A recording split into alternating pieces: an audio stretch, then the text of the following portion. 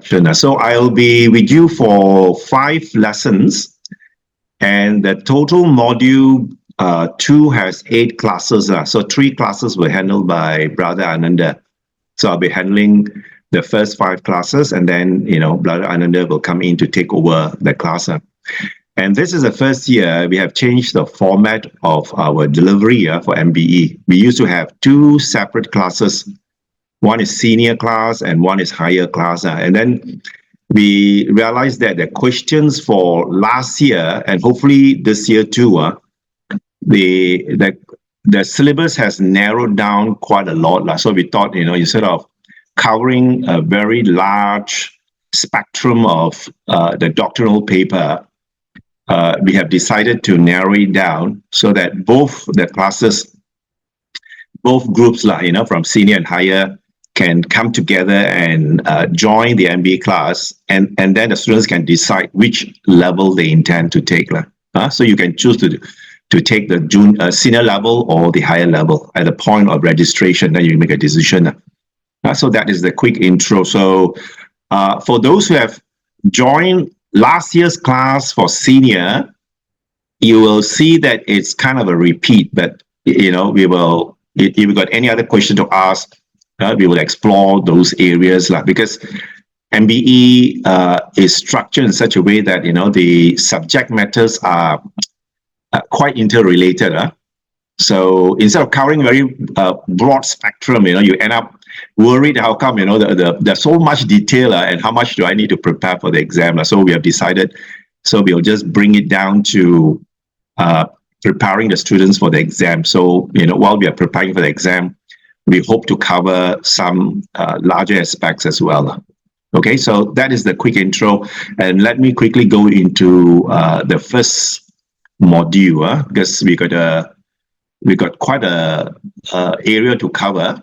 Let me straight go down to the module 2, which I've already explained. I'll be covering 5 topics related to the doctrinal side. We'll do Four Noble Truths today, and then we'll do dependent origination, 5 khandhas, tilakkhana, niyamas, karma, rebirth, and then by the time I hit April the 6th, we'll be covering the Arya path and the factors.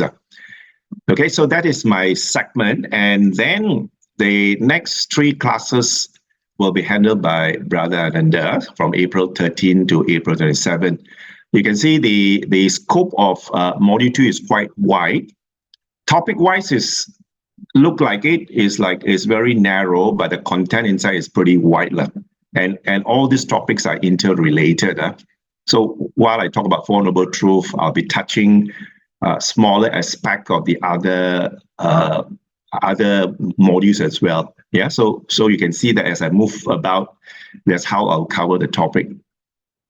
And one more thing is that I'll be using Pali words quite a lot, because doctrinal, sometimes English word is difficult to give you the right meaning of what the Buddha intended to say. So we will stay, back to the Pali word.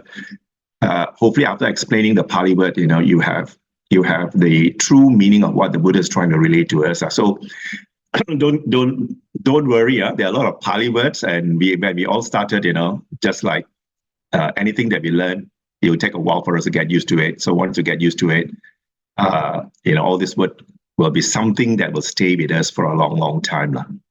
Okay, so I'll be touching Pali words, and I'll give some explanation of those Pali words, and we move on in that manner. Okay, so lesson 1 is the Four Noble Truths. So this is what the Buddha has rediscovered, and this truth is always there.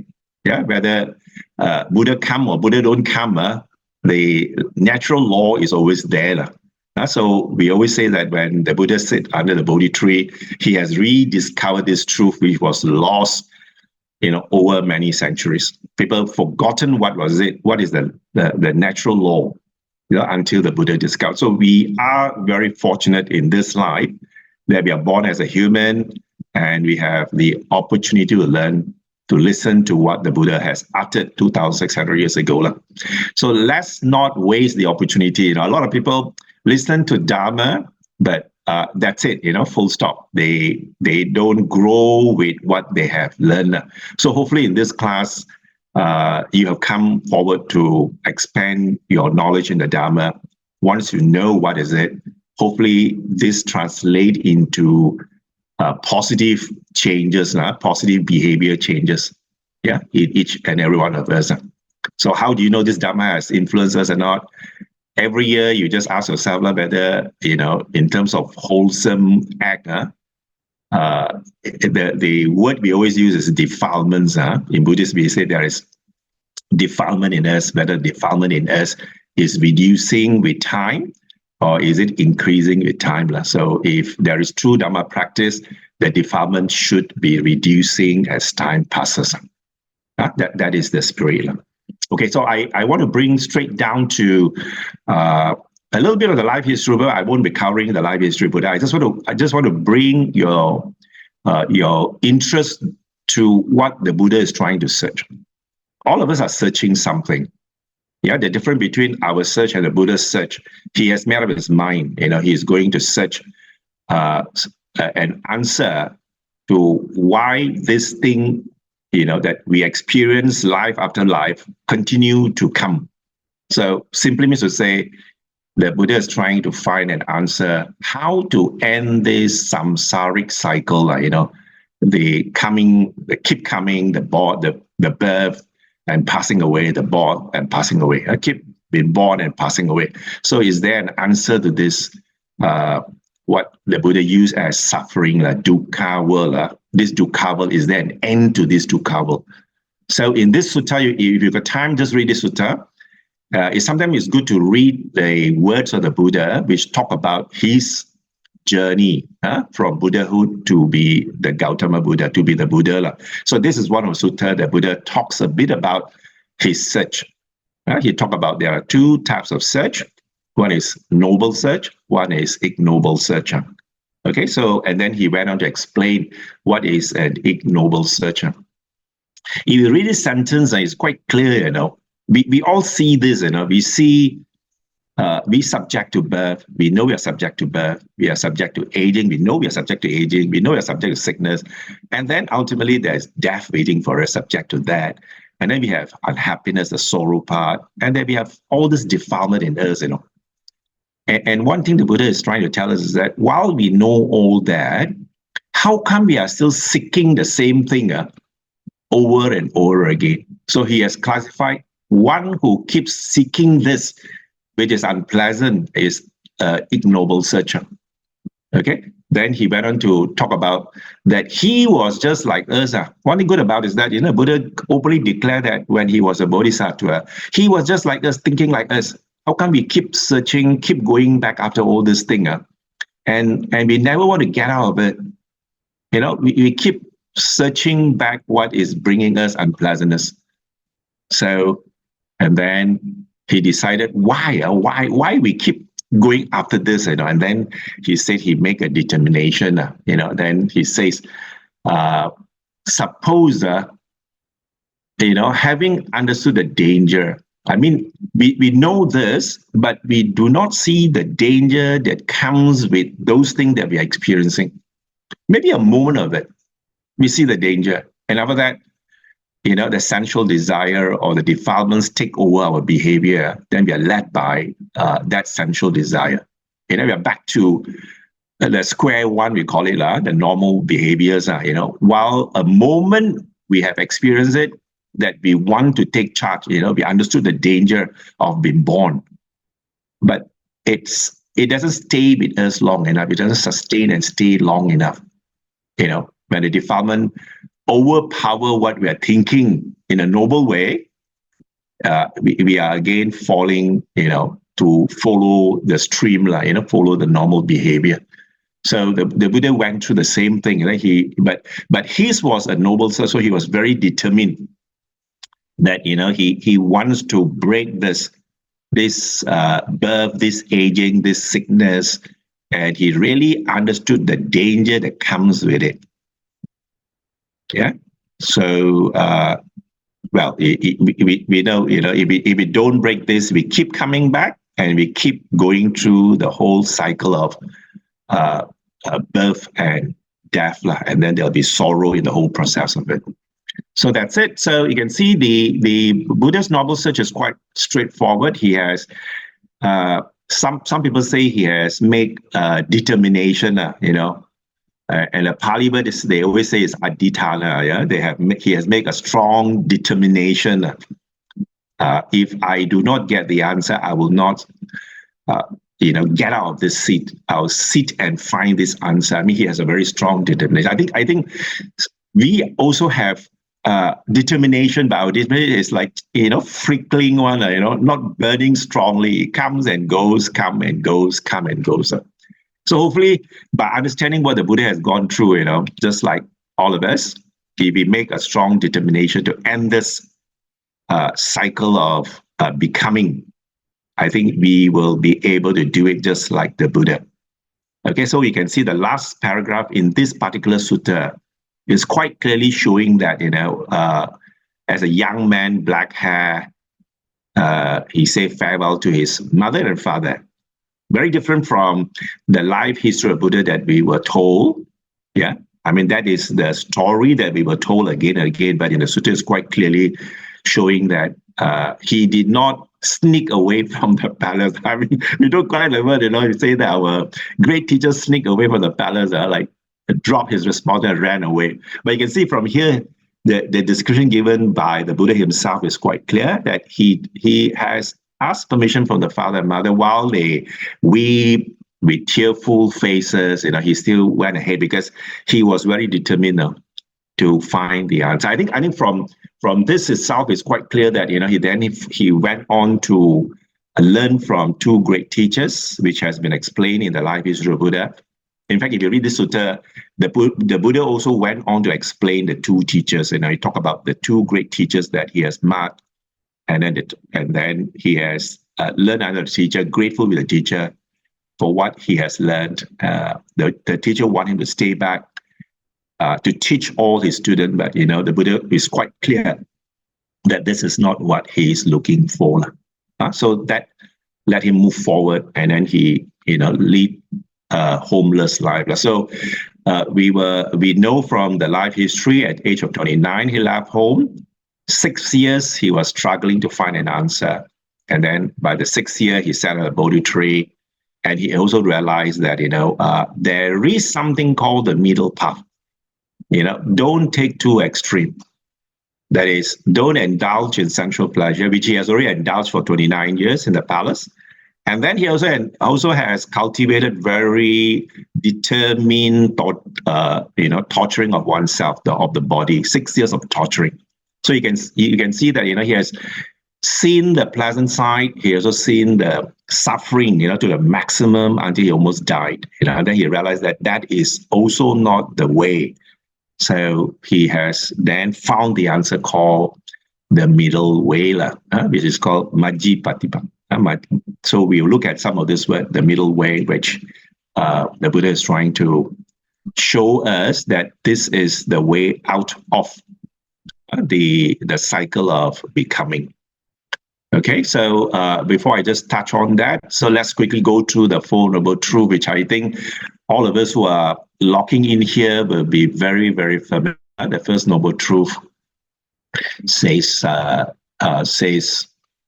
there is this truth, mental and physical suffering. We all experience it one way or another. We all, in our life, sometimes we have mental unpleasantness, sometimes we have physical unpleasantness. We all face that. And then the Buddha went on to talk about why there is a reason for this. The reason for this, the Buddha has nailed down. The word is craving.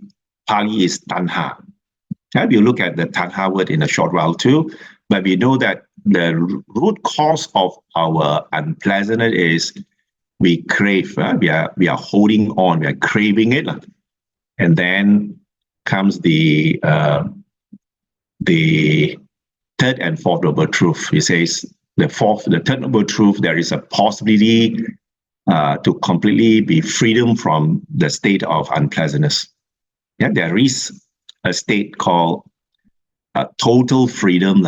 And then the fourth is the important one.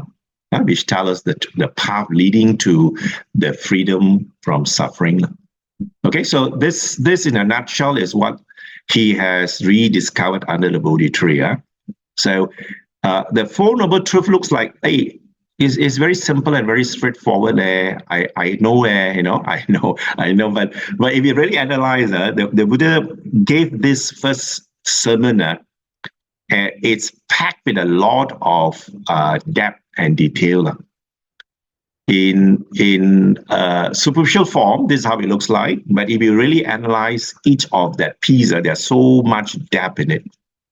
The teaching is very sublime. We say it's very, very high. It's only for very intellectual people to see what the Buddha is trying to say in a very simple sentence. In a nutshell, it's like that. Okay, so we will explore that. In terms of medical term, this is how it looks like. You can see the Buddha is always referred as doctor as well, because he the way he presented the Four Noble Truths is in fact laid out in a medical fashion. So he said there is physical mental disease, and there is a cause of this physical mental disease. And the good news is the disease can be cured. And then there's a treatment to cure this disease. So you can see the way the Four Noble Truths is expressed by our great teacher has very close link to how a medical doctor, diagnose a particular illness. Okay, and then I also prefer this version where we can summarize the Four Noble Truths in terms of pair, cause, and effect. There is a cause that produces the effect. So we can see that the cause of our suffering is craving.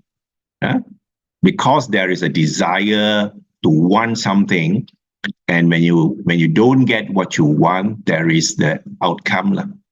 Cause and the outcome, the effect of it. And same goes with the third and the fourth Noble Truth. There is a path to end the suffering. So if you follow the path, then the result will be the suffering ends. Also, there's a cause effect. I think the cause effect concept in Buddhism is pretty widespread. In fact, in a lot of the other doctrine given by the Buddha, is all shows in terms of a cause-effect relation. Law of karma, for example, is also cause-effect. Even the dependent origination is also cause and effect. In fact, a lot of things that we experience are all, there must be a cause to get this outcome. Everything is shown in that way through the teaching of our great teacher. And lastly, in Pali, these are the words that you have to be familiar, the noble truth of suffering. So that in Pali is dukkha ariya satya. Ariya is noble. Dukkha is suffering. So from there we can pick up a few Pali, but ariya satya, the noble truth of suffering. Then you have the noble truth of the origin of suffering. So you have the Pali word called samudaya, right? So you have samudaya, that is the origin. So the origin of dukkha ariya satya. So you have dukkha ariya satya. And then you have the nirodha, cessation. The word nirodha in Pali is cessation. So you have dukkha nirodha ariya satya. And then the fourth noble truth, a bit longer. So you have this dukkha nirodha gamini patipada ariya satya, the noble truth of the path leading to the cessation of suffering. Okay, so that is the quick summary of the Four Noble Truths. So now I'm going to bring you into the first discourse given by the Buddha, because in this first discourse, the Buddha explains the Four Noble Truths. So this is the best point to start.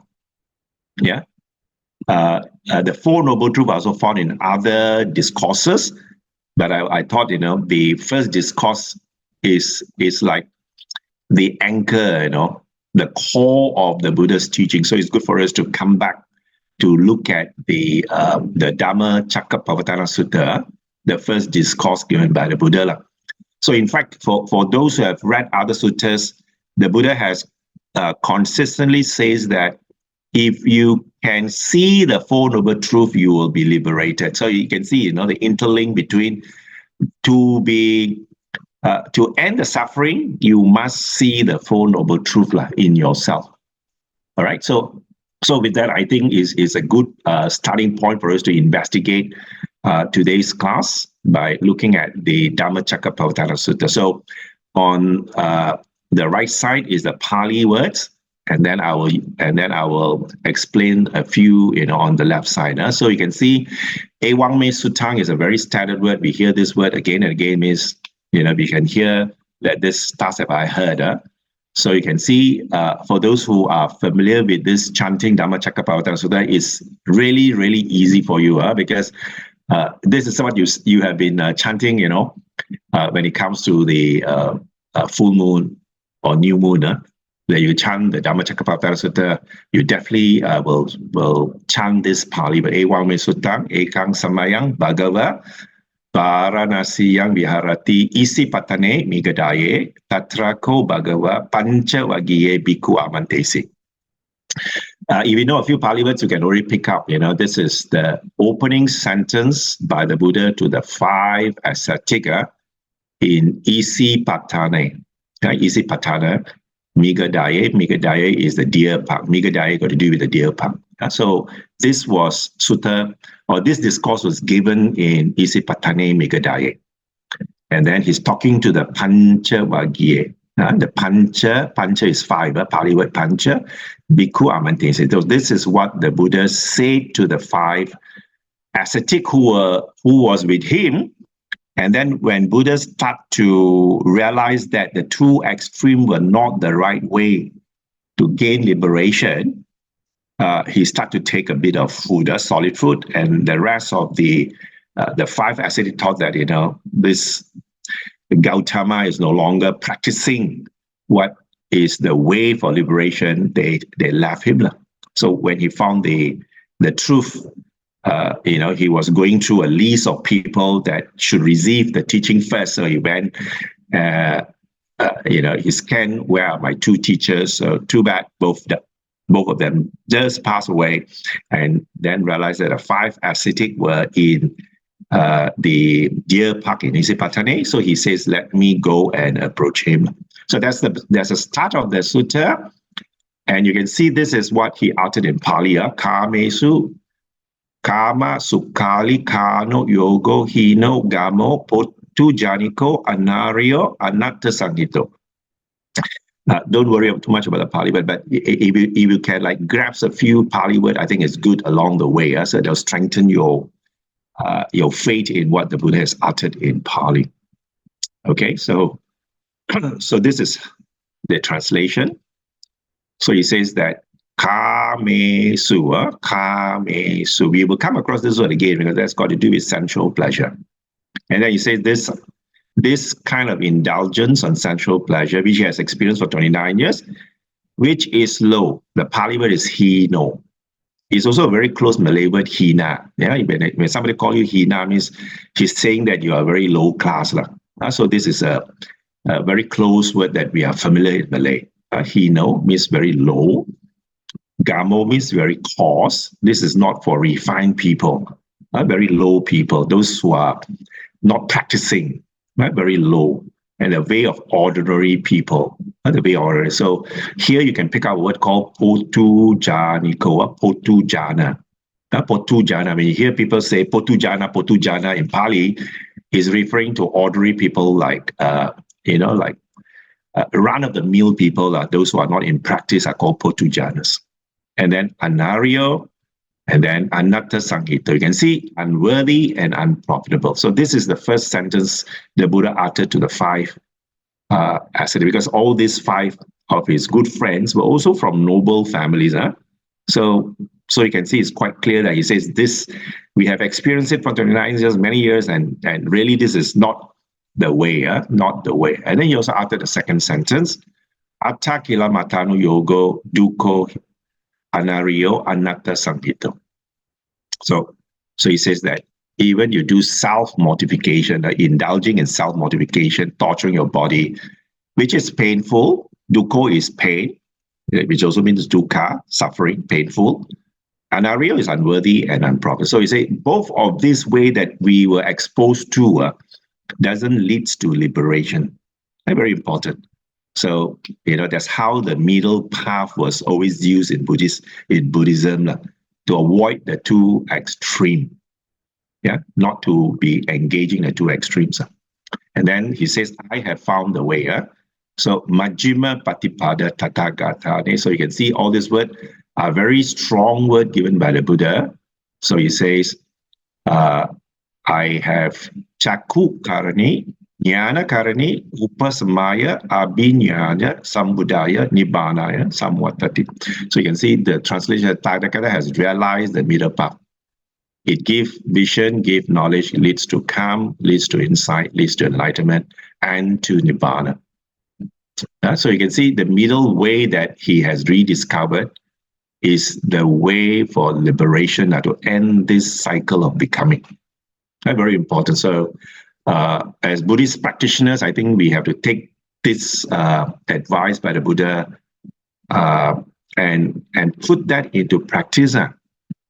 Yeah, and you can see in other sutta, the Buddha has again emphasizes the need for us to practice the Dharma according to the Dharma. Very important, practice the Dharma according to the Dharma. So if you have now understood this Dharma, we should walk this Dharma the way it's said. If you walk the other way, surely you face all forms of unhappiness. The Buddha quite clearly says that this is how it should be done, the middle path. And what is the middle path? He says the answer is found in the Noble Eightfold Path. And this is something that we've got to hold on. You can see quite complete in terms of its gradual training. So you've got right view, right intention, and then you all the way down to right samadhi, concentration. We will explore this word as we go along. So this is what the Buddha meant by the path towards liberating, the Noble Eightfold Path. Now you can see here the Buddha said in Pali, Ariyo means the noble, Atta is eight, Mago is the path. So you can see the path to this liberation is nothing but this Samma Ditti, Samma Sankappo, Samma Vacha, Samma Kamanto, Samma Ajivo, Samma Vayamo, Samma Sati, Samma Samadhi. Okay, and then the English translation is on this side. So you can start with the right view, right intention. Other texts also use the word right thoughts, the thinking part, right view or right understanding of the teaching. And then with the right understanding of teaching, our thinking changes with understanding what is being said. So there must be, you should go in that coupling way. If you have understood the teaching, it should change your thinking, your thought, and then you'll change your behavior. You can see the ethical part is changing your behavior, right speech, right action, right livelihood. So when you've done this fundamental thing and then you are ready to move on to mental development, which is you have to put effort. Effort is across all of it. You must put effort even to understand the right understanding. You must put effort, because if you don't read, you don't hear, you don't put effort to go for Dharma talk or go for retreat to understand, to get the right meaning of things, nothing is going to work. So right effort is actually a cross. Even though it's put here as a stat under the mental development, it's actually a cross. So you have followed by right mindfulness and right concentration or right samadhi. Okay, so this is how it's put together. But for layman practice, we always say, do your dana, then do your sila, dana, then the sila, samadhi, then panya. Yeah, he always said in that sequence. But it doesn't mean that you have to like do the sequence completely before you do the next level. In fact, you can do pieces of it, all the 8, at different intensity. Each one of this will support your personal development. When you have more right view, it will support your ethics. When you are more ethical, your right view will be corrected. Yeah. So when you do some form of mindfulness, it helps in your right view. Also helps you in your ethical conduct. So this whole 3 blocks of gradual training, they are all going round and round. So it's not like in sequence, even though it's written in this sequence form. You should see as it's running together, yeah, at different intensity. So some of them are very strong in some aspect, weaker in other aspect. But if the whole system is running, definitely benefit you in your practice. Okay. So I'm now going to zoom into still Dhammacakkappavattana Sutta, the Buddha way of defining what is the first right view, dukkha ariya satya, and the first noble truth of right view. So you can see the Pali word is on the left side, jati, jara, vyadi, marana, apiyehi, piheyi, and yam pichang. And then the last word is sankatena panchu padana kanda dukkha. So you can see the way the Buddha has described is very complete. He talks about the physical dukkhas as well as mental dukkhas. Yeah, you can see this is how the Buddha has encompassed the whole spectrum of the first view, the first noble truth. Birth is suffering, aging suffering, sickness suffering, death is suffering. But some of us say, I mean, you don't see the suffering right away, but in the whole process, there will be unpleasantness. Like even aging, when we are young and we become middle age, I don't think there is much suffering in some of us, but others would have faced all kind of suffering as they age. Yeah, so as you age further down the line, when you become 40, 50, 60, when the body gets weaker and you start to see there will be more physical pain, backache, knee ache, and all that ache coming in, and sickness start to kick in. So you can see having this body is not a pleasant thing. Maybe it's pleasant in the initial years in our life, but as it start to age and start to fall sick, the body is actually a pain. And then this body will soon die, So you can see these are all the physical aspect the Buddha has described. And then the next, the Buddha talk about associating with unpleasant is suffering, right? This is more mental form of suffering. You don't get it, you suffer. You get what you don't like, you suffer. Yeah, you don't get what you like, you also suffer, you see. So you can see this is how the Buddha is described. The most important of all this the Buddha described is the last sentence. In Pali, Sankitena Panchu Padana Kanda Dukkha. So he says in brief, the 5 aggregate, which we'll explore in our next 2 classes, the 5 aggregate that we are nothing but made out of 5 components. If we hold on to this 5 component, the holding on is the one that is bringing unpleasantness. The clinging to the 5 aggregate. The 5 aggregate by its nature is not suffering. The one thing the 5 aggregate not to change, that is where suffering begins. We explore that. So I hope you got a glimpse of what the Buddha told the 5 ascetic at that time. So I think for those 5 of them who heard this, and then followed by all the others, only one become an Arya Sotapanna, means first sainthood attainment. Yeah, only one got it. The 4 still couldn't see what the Buddha was trying to say. When the Buddha saw that one of them can understand this, the Buddha get delighted, because the teaching, no doubt, is very sublime. There are still people who can see what he's trying to teach. Yeah, so that spur him to work harder on the rest of the 4. By the time he comes to the second discourse, Anatta Lakkhana Sutta, which explore also all the 5 followers, the first 5 followers all become 4-stage Arahana. Yeah, 4-stage Arya, they all become Arahants. Fantastic story. Okay, so I just want you to look at this word Panchu Padana Kanda. It's a jointed word. If you break it up into 3 Pali words, Pancha is 5, Upadana is clinging, Kanda means aggregate. We will explore this again in our lesson number 3. So put together is Panchu Padana Kanda. The word Panchu is Pancha, yeah? Upadana and Kanda, which now you look at it, you can see the 3 Pali word standing out. Yeah, Panchu Padana Kanda, Upadana Kanda. Okay?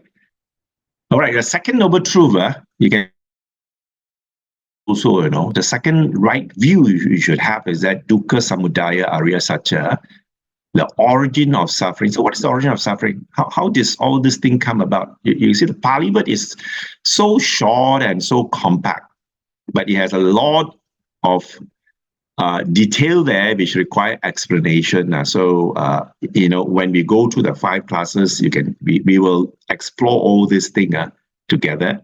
But for now, you just remember this is what the Buddha uttered, the origin of suffering. Ye yang tanha pono bhavika nandi raga sahagata tatra binadini seya tidang.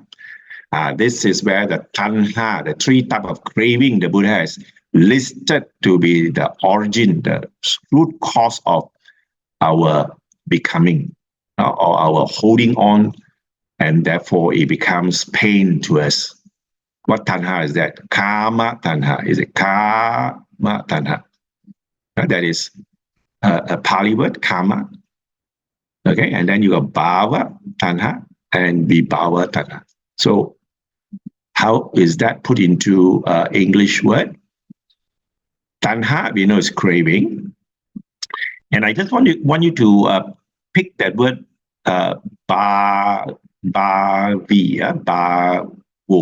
bhavo. Vi here, because it's connected there, it becomes bhavi, but the root word is bhava, va, bhava. So the translation, English closer translation is to become. Intention to become, wanting to, the desire that produces. So the craving produces the becoming. That is a very strong sentence. You know why? Because every time you crave for something, you are already generating energy to become. It means you want to continue this life. That's what the Buddha uttered, So you think deeply, it's quite a scary thing, Every time, every minute when there is a desire to want something, we are automatically generating energy to become. That's why in other discussion, at that other discussion, they always ask us to watch how our sankhara, the intention to act, the intention. So the intention produces becoming, and then because we have this wanting and accompanied by greed, the Pali word is raga. Greed, wanting. You want to obsessively want something. And then you want to delight in what you want to have here, now, and there. So see, the Buddha is quite clear in saying that because we are running after all this sensual pleasure, the eye, the seeing eye, the hearing, the ear, the smell, nice smell, the taste, good food, the touch, soft touch, we are running after this, the wanting to crave on this, that is the source of becoming. So what do we crave for? We crave for that sensual pleasure through our 5 sense doors. So I hope you all know that we all have 5 sense doors. When we are born, we have this 5 sense door. Even animals have 5 sense door, but their sense doors are not as developed as the human sense door, the eye, the ear, the nose, the taste. So the sense door is our door to the world. We connect to the world through our sense door. But nothing wrong with a sense door. The one that is in problem is actually our mind. You cannot blame your eye for seeing if it's a working eye.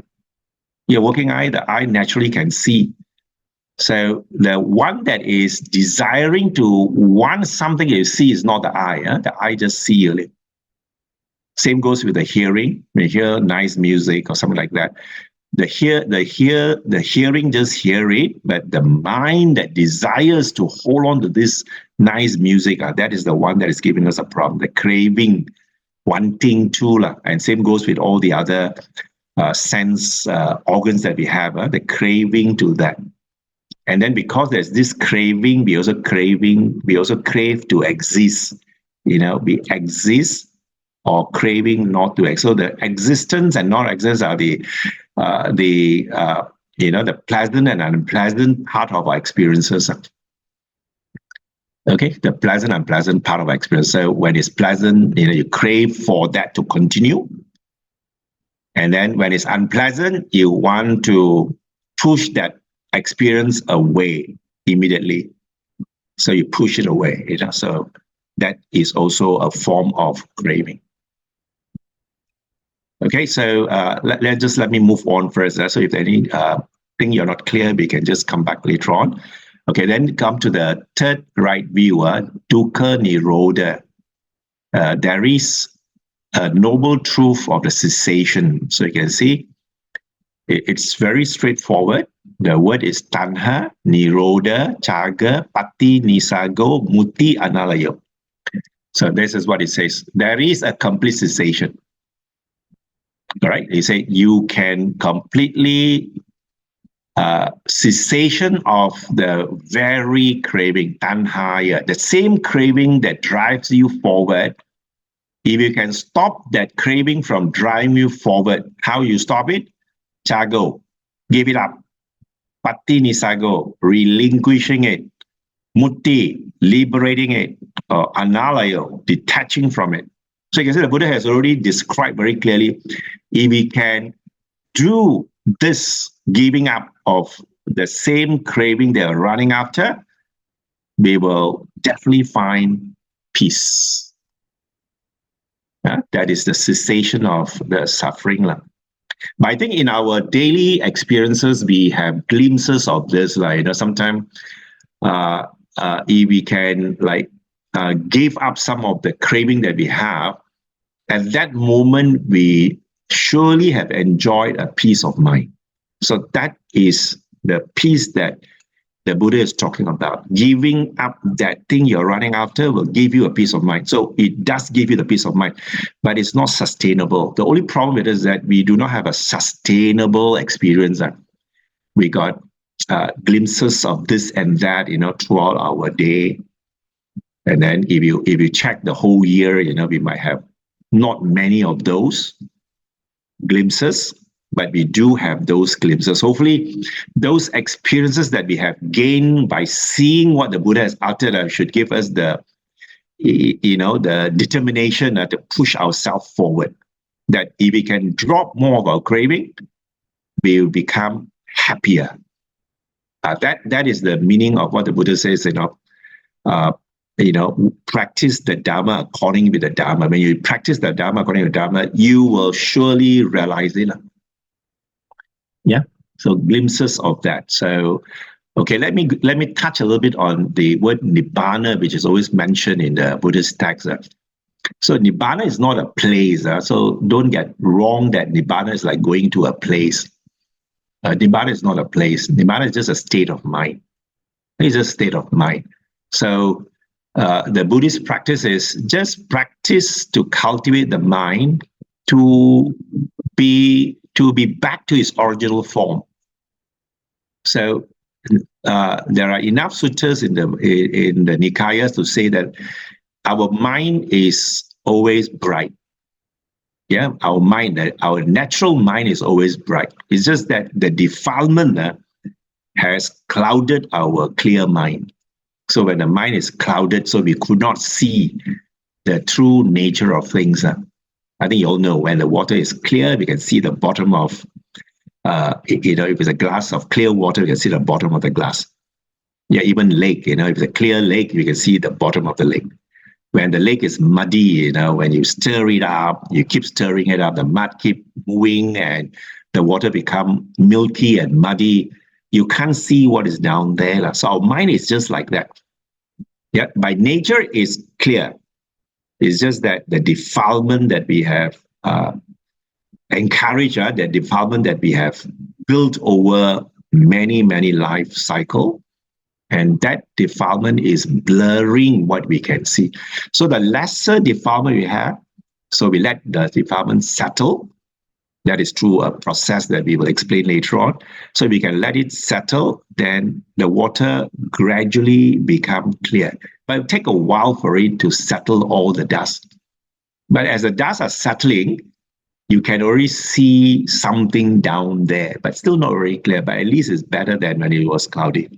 So our mind is just like that, very clear, but it's already been clouded with all this defilement. And then our job is to put the mind back to where it should be, which is a sublime state of all suffering, eliminating all the defilement that is surrounding the mind. So that state of peace, joy, and happiness, with no possibility of rebirth in any one of the planes, 31 planes. So we explain this 31 plane, because in Buddhist cosmology, there is not only one heaven and only one hell. There are many hells, and there are many planes that a being can be reborn. Yeah, so we are in the human form. There's only one of the 31. So there are many, many more planes of existence that we can be born, life after life. We have been born up and down, until we cannot remember who we are. So this life, we happen to be a human. So we remember that, okay, I'm a human this life. So it is just one of the planes of existence. So Nibbana is not any of this. It's not a place, not an existence of a place. It's just coming of attaining the clarity of mind where it's no longer subjected to any of the possibility of being born, the unbecoming. So you can see the other common word used for Nibbana is deathless. We don't die anymore. Yeah, we will not die. This is the last birth, and I attain that I have gained Nibbana by practicing to get back the nature of a clean mind. So I become unborn. I will never born again. I can never become, because I've already broken all the defilements, and it's unconditioned. That means it's not conditioned. There's no cause and condition that can affect my becoming. And then released, vimutti, blown out, just like candle, you blow it out. The fire that is burning just get blown away. It doesn't fire anymore. No more heat, no more flame, no more like desire to burn. So this is what the Nibbana is. So I hope you get an idea that Nibbana is not a place. It's just a state of mind which can be attained by all of us. All of us who practices to remove the defilement. Defilement of what? The Buddha says the craving, the three types of craving. Okay, the kama tanha, bhava tanha, vibhava tanha. We can completely eradicate those things from our mind. Our mind will slowly gain back its original form, which is bright and clear. When it's bright and clear, then we can see things as they truly are. Okay, then the Buddha went on to talk about the Noble Eightfold Path again. So this is the way. So we're going to touch on this shortly. All right, so I'll go through all the right view, right intention, right speech, and all that, in a short while. So not to worry too much. So we'll walk through this 8 things that will form the path leading to the cessation of suffering. Okay, now I'm going to cover a little bit before I take a break. So this is important because you can see unheard before when the Buddha sat under a Bodhi tree and rediscovered this formula, this Four Noble Truth, and the way to end the suffering. No one else has done this in that cycle. There were other Buddhas who have done it before, but it was forgotten. So you can see again, the Buddha uttered this very strong word, we respect the things unheard before. So during this world cycle, we are hearing it from the Gautama Buddha. The other world cycle, when the other Buddhas are around, Kassapa Buddha was around, those who were born during that time, they would have heard it from Kassapa Buddha. Then over many, many eons and world cycle, the teaching is lost and forgotten, and the new Buddha arises to rediscover the teaching. So he has rediscovered this, and we are all very fortunate because we are still during this Buddha Sasana. We can still hear what the Buddha has left for us for 2,600 years, which gave him the vision, the knowledge, the wisdom, the insight, and the light. Okay, then here is important because the Buddha says that I will not utter this if I have not understood the Four Noble Truths in this way. This is the way that we should also practice. Because if we don't practice this way, which is laid down by the Buddha, we will never find the end of suffering. Yeah, we will never find it, because this utterance is very important, because this becomes the core. We hear the Four Noble Truths, but very seldom you hear people talk about the this way, Chattu Arya Satsetu Ewang Tipari Watang De Ber Das Sakarang Yata Butang Yana Dasarang. Okay, so you see the translation is that regarding the Four Noble Truths, that is Chattu is four, Arya is the noble, truth is Satya. Then a full clear in these three aspects and 12 ways. Yeah, Tipari Watang Dwada Sakara. Dwa means 12. Tipa is 3. So 3 aspects and 12 ways. I have understood the Four Noble Truths in this manner, and therefore I have now gained the supreme understanding of the way, and therefore I now can claim I have a perfect enlightenment. So Buddha is the first to have rediscovered this 3 aspects and 12 ways. He has walked it, he has practiced it, and he has realized it.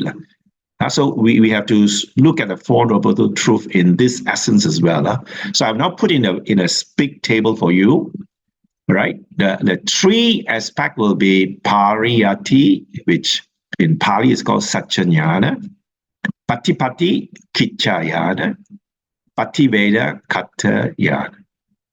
So you can see we don't use the word Satchayana, Kichayana, Katayana. Just, it's a mouthful. So we tend to use the word Pariyati, Patipati, Pativeda. I think for those who have sufficient exposure, you would have heard monks saying this, or even Dhamma friends talk about Pariyati, Patipati, Pativeda. Study, practice, realize. Study, practice, realize. Study, practice, realize. So Buddhism is not a kind of thing that you just study and put it aside. If you don't do the patipati, the practice, and then realizing what you have practiced, it's an incomplete path. You only can complete the path by first understanding it, then you practice what you understood, and then realize what you have practiced. Okay, so you can see the Four Noble Truths. We have these 4 lines down here: Dukkha Arya Satya, Dukkha Samudaya Arya Satya, Dukkha Nirodha Arya Satya, and then Dukkha Nirodha Gamini Patipada Arya Satya. So these are the 4 Noble Truths. How do we practice it? So now we understand this Four Noble Truths in that manner. So the practice is, that's what you're going to do. So 4 Noble Truths should be fully understood. So first of all, ask yourself, back to the first Noble Truth given by the Buddha, do you fully understand it? Do you fully understand it? Jati-pi dukkha, jara-pi dukkha, and all that. So you keep looking into it and try to ask yourself, do I really understand? Birth is suffering. Do I really understand? So you walk through those things, yeah? You must truly understand. And then when it comes to the the second noble truth should be fully eradicated. Craving must be fully eradicated. The practice is to fully eradicate craving. So you do hear a lot of word, people just throw the word, let go lah, let go lah. I mean, they're talking about this patipati of the second noble truth, but they never explain to you how to let go. But here should be fully eradicated. That means you got to let go the craving to the three tanha: kama tanha, bhava tanha, vibhava tanha. Yeah, practice it until it is completely clean up. But it is gradually cleaning up is a very good sign, because the water is clearing. Yeah, the cloudiness is clearing, so you begin to see the truth better than when it was fully clouded. Yeah, because that is how the Buddha described the gradual training. Yeah? Don't rush. Clean it slowly. As the rubbish are removed, you get better and better and better. And then the nibbanic state, the freedom of this suffering should be fully realized.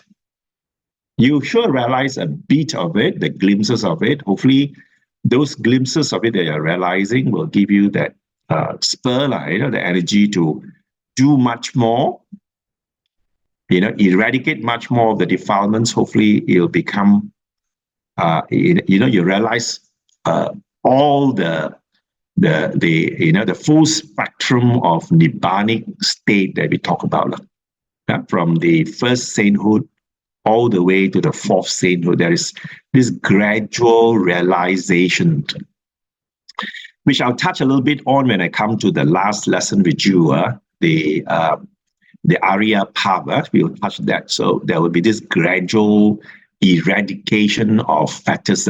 Fetters means your asavas, your defilements has to be slowly eradicated. That 10 down there, you got to slowly use your brush to brush it, to remove those dusts as far as we can. And then finally, the Noble Eightfold Path must be fully developed. So here the Buddha is talking about the fourth stage Arya, fully developed. But if you're developing the Noble Eightfold Path gradually, you are also already on the path, but you have not finished the journey.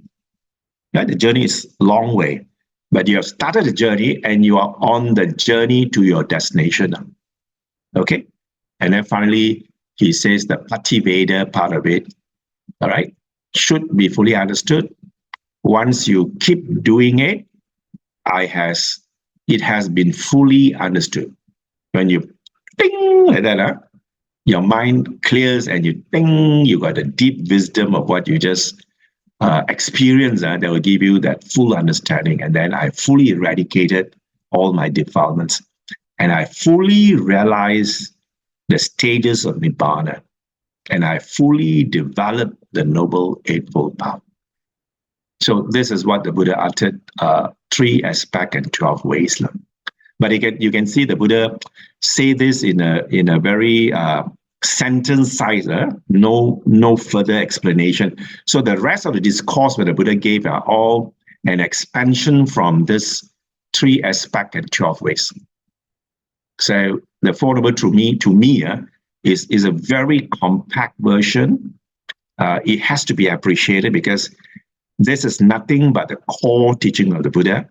And it's from here that we can then spring out to all the other learning.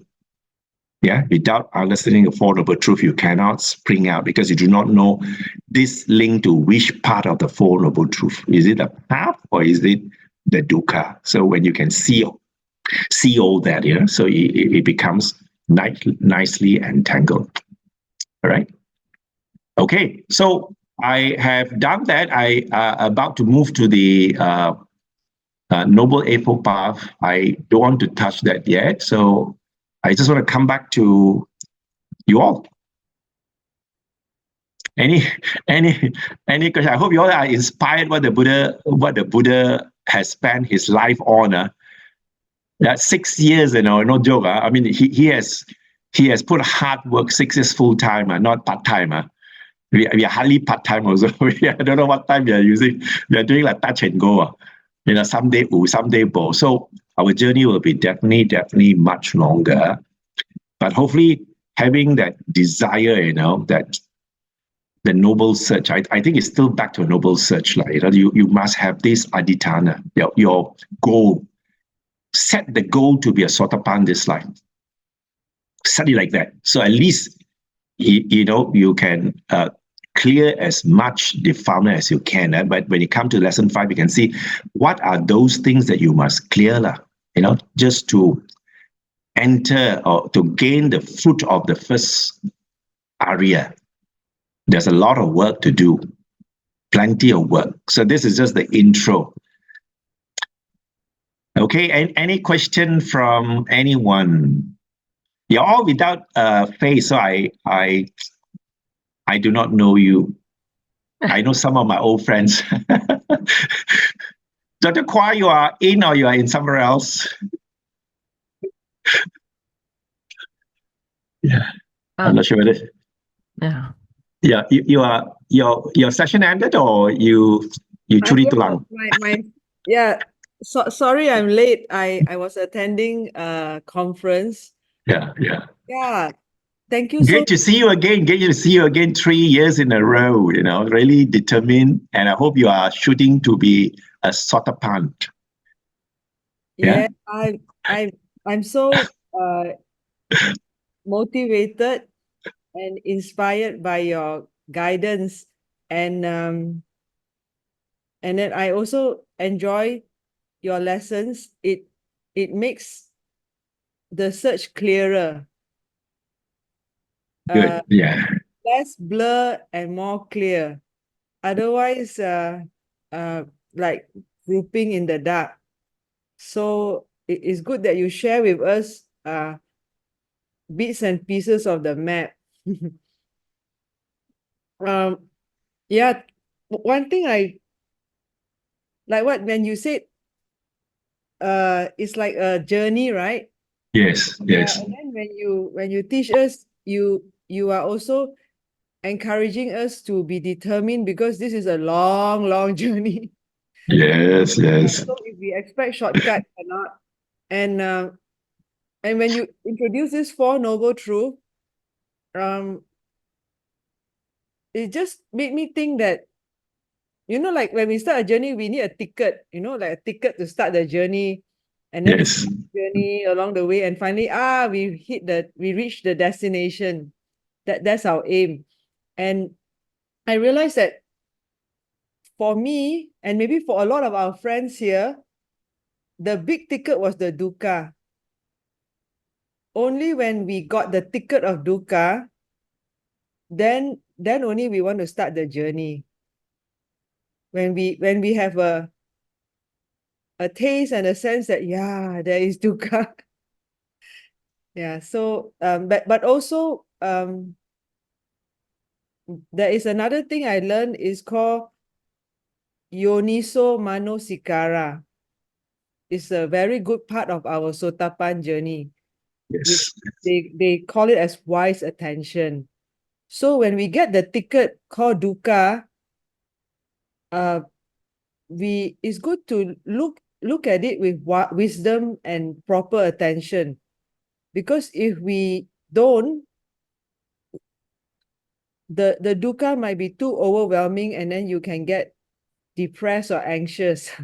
So of course the Buddha tell us there is dukkha, but the Buddha also give us the map. Now here you go.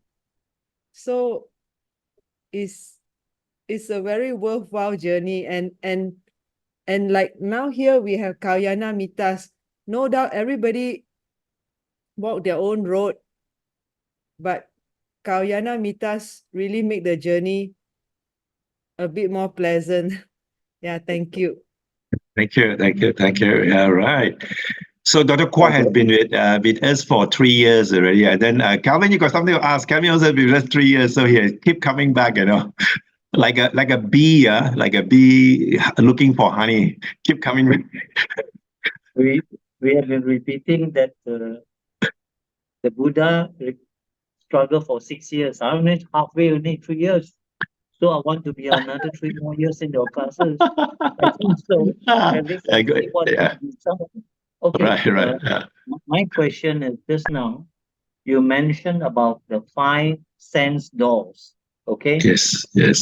So we say we have eye consciousness, ear consciousness. So they pick up all this stimulus, right? Yes. And actually, the one that is defiling all this uh, consciousness is the mind.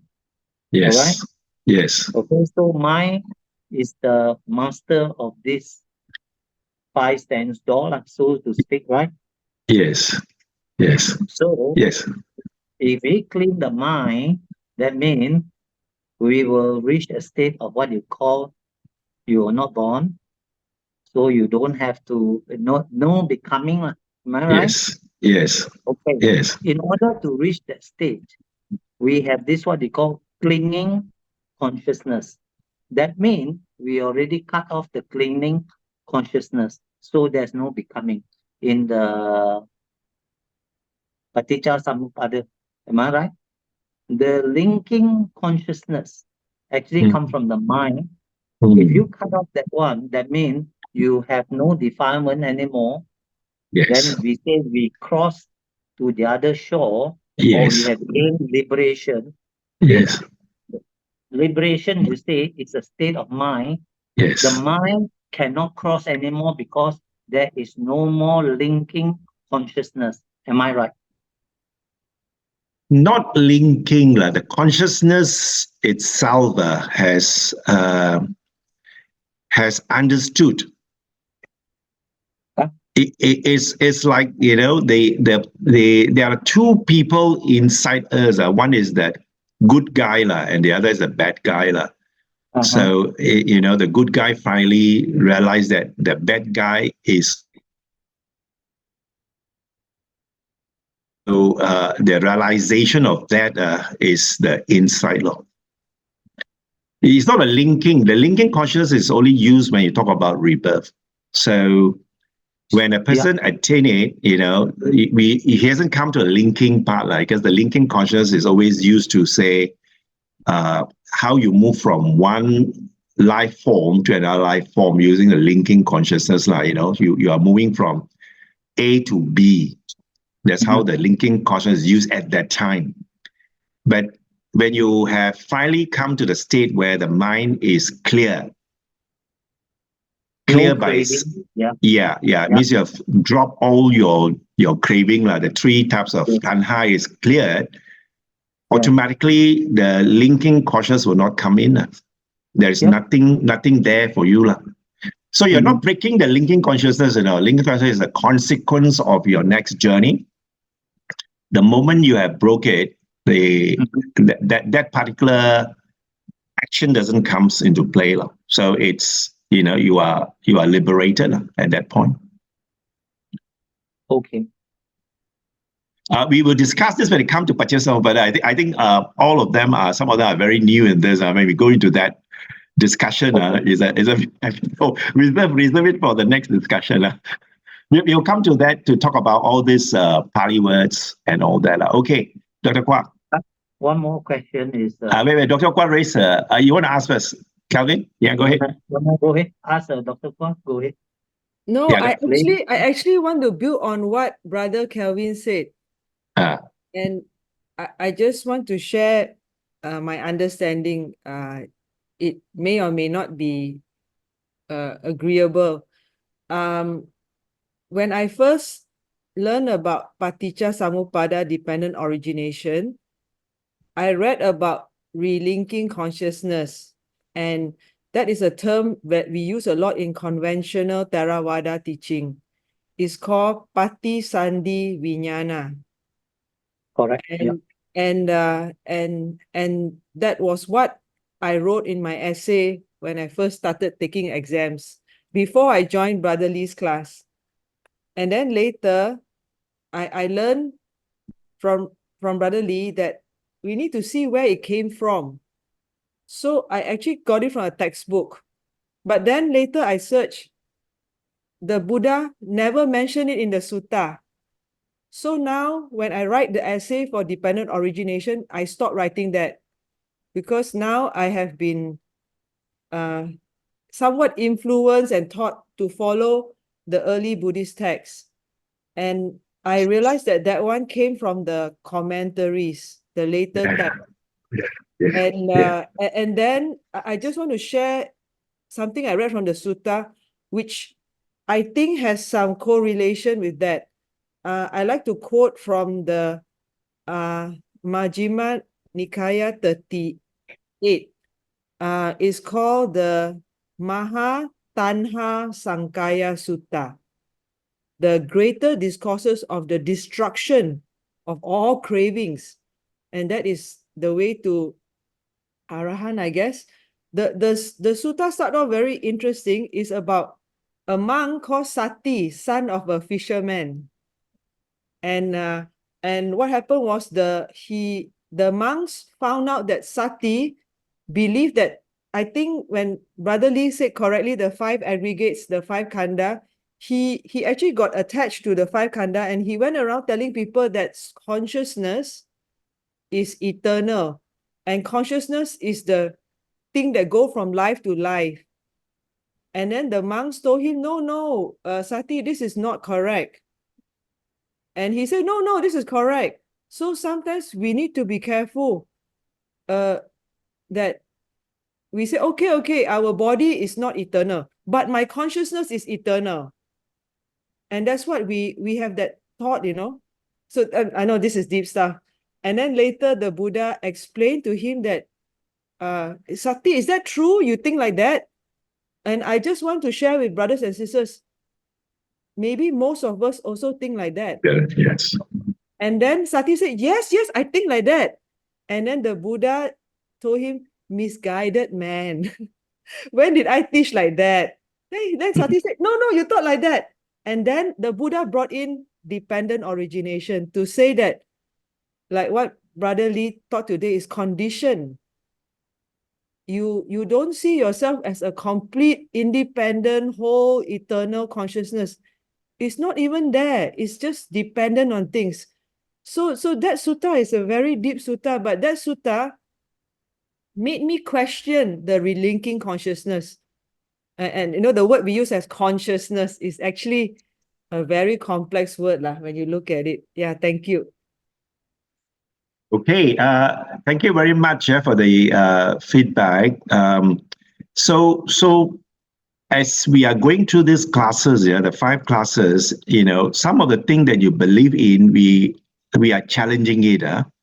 So don't get upset lah. But when it comes to your examination, you write according to the book. That is for your exam. If you want to get a distinction and the first place in the exam, you don't write that, you don't get first place. You must write exactly in the textbook, But Brother Lee, I just want to share with you, I don't really care what marks I get. So my answer in my answer sheet, the true integrity of me. And when I was doing the answer, my daughter saw me typing in, and she said, she knows quite a bit of Buddhism. She said, Mommy, you cannot get full marks. You are not putting in the conventional answer. I said, I will not put in the conventional answer because I don't have conviction in that answer. Yes, I agree. I think my answer has changed. Of course, last time I would score higher because I would bulat memorize everything and give. But now, as I understand better from what you guys have taught me and also read the suttas, I cannot give the same traditional Theravada answer. I have changed the way I think and see things have changed. Yeah. So for the benefit of all the other students who have logged in, you're going to go for the exam for the first time. If you're looking for high marks, then you have to write according to that teaching of the Narada book. Because if you don't write according to the Narada book, the marker who may not be conversant in the early teaching may not give you marks. Yeah, so they thought you would have understood things wrongly. So definitely, as we now explore, most of the material from the early sutta, we can see that a lot of things that we were told is no longer true, you know. So I think it's just like, as I said, you know, is the correction of the right view, you know. We just got our view corrected. So hopefully our thought changes, and therefore it also affects our actions. The right view part. So if we are coming to this discussion and we are talking about the doctrinal based on the early sutta, so you may come across some of our comments may not fit what you heard from monks also. So we are relying on early sutta. We are not following the Theravada. Theravada doesn't mean that it's early teaching, because the Theravada also have diluted over the years. People put a lot of things inside, and then whatever they are uttering may not be the word of the Buddha. It might be coming from Visuddhimagga or commentaries, you know, even like what Dr. Kwai says, the relinking consciousness. I got to say it because it's in the book.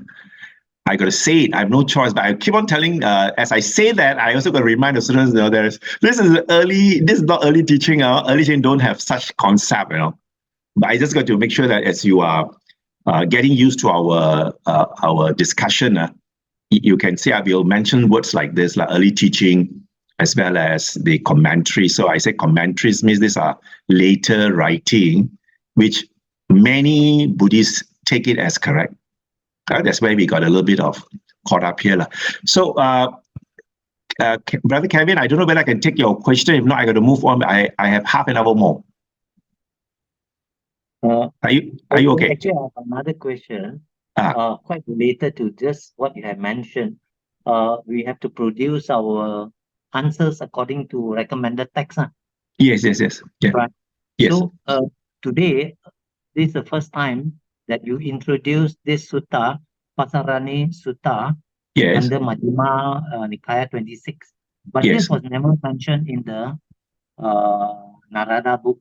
Because Narada book still based on the foresight. The Buddha went through the foresights. Yes. And Yes. therefore, Yes. he make a decision. After that, without the knowledge of the family, he left, and then he went into to become a samana. So Yes. my question is, You write the if foresight. if we depart from mentioning the foresight and saying that he actually contemplated, because actually you can say that he has seen foresights. The foresight are seen daily. He's seen old people are dying. You know, he probably have seen all this. He contemplated and he made a decision to leave the family, but with the permission or without permission, but when they were still around.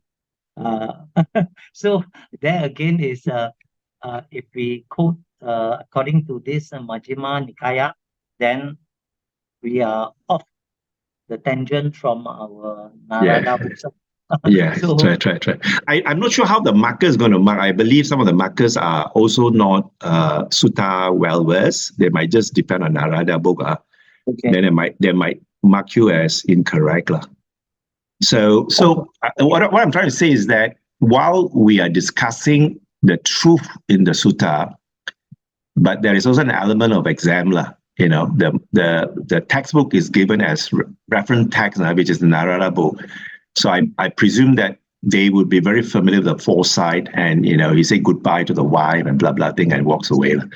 I think your heart lah. So like Dr. Kwa says, you know, she write what is true, don't give me mark, doesn't matter. Yeah. Okay. Yeah. Okay. But hopefully as we are going through this, we are clarifying things that we were told some time ago. So we want to come back to the true source, which is this good source. There are many suttas that the Buddha talked about his life, and that will be nothing but more real than the Jakarta books or some storybooks that I read before. Yeah, I can only leave it that way, So let me go on with the fourth noble truth, So we are back here looking at the Noble Eightfold Path. So the word wise, I think, is not that difficult. So I'm going to go through each one of this. which will guide you along our discussion. So this is taken from Magga Vibhanga Sutta, SN 45.8. You can see the writing of this, the Noble Eightfold Path in this particular sutta. So generally, for teaching purposes, we always say is Sila, Samadhi, Panya. Sila, Samadhi, Panya. That means Sila covers the ethical conduct, right speech, right action, right livelihood. And then the Samadhi covers right effort, right mindfulness, and right concentration. And Panya is the wisdom, right view, and right intention. While we say like that, but you must always remember that for us to begin this journey, you only can practice right ethical conduct if you have the right understanding of what is this. So you can see, it's quite clearly stated that it always starts with right understanding before one can walk on the path. If you don't have that, it's always very difficult. You don't know what is right speech, you don't know what is action, and you do not know what is right livelihood. Thing that you think is right could be wrong. Things that you could be wrong, you think could be right. So it's always good for us to go back to understanding what is in the sutta about right speech, right action, right livelihood. That is the right view, which is mentioned here by Magga Vibhanga Sutta, going back to understanding that. But as I explained earlier, the right view or right understanding, having the right view or understanding, it should influence your thinking, your right intention, or your right thought. It doesn't influence your thinking, it will never influence your action. So it just remain as a book knowledge. So it has to influence your thought. Once the thought is influenced, then it will influence your speech, your body action, your verbal actions. And that also includes, how you find the right kind of livelihood. All comes into that. Okay, let's go into right understanding. See, again, the right understanding definition is nothing but right understanding of the Four Noble Truths. So if we go and look at the Sammaditthi Sutta, MN9, here again, the Buddha talks about, what is Sammaditthi. So he says that one has thus understood suffering, the origin of suffering, the decision of suffering, and the way leading to suffering. He here and now makes an end of suffering. So this is what he meant by the right view. So in our context of discussion, there are a lot of views that we will have, like how to be profitable, how to live in this world. Yeah, that is also a set of understanding that is worldly knowledge. Yeah, but what the Buddha is giving a lot of emphasis is the spiritual understanding. The not the conventional form. Is a supramundane form of view, which is understanding the Four Noble Truths. Okay, so always remember it's about the Four Noble Truths.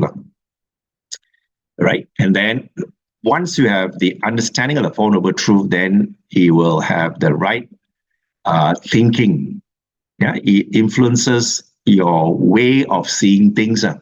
So what happened here is that you should start to work towards eliminating evil thoughts and developing pure thoughts. In fact, if you read that sutta that I gave you, the Noble Searcher, one part of the paragraph there, the Buddha also talk about that, for me to start off all this cultivation, I have to understand and work on wholesome deeds, the purity of the thought. So you can see this is how the right thought comes about.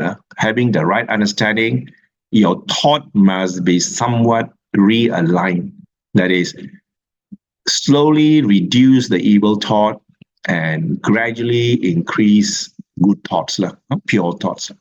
One of the ways for you to do also is that when you are sitting, waiting for a bus or waiting for a meal to come, instead of letting the mind run loose, think about this, daydream or whatever, why not make your mind work on something wholesome?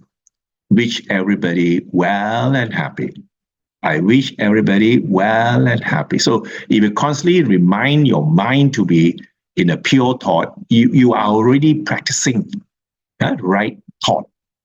Putting the mind on the right platform, instead of thinking about unpleasant things, but you move your mind to pleasant things.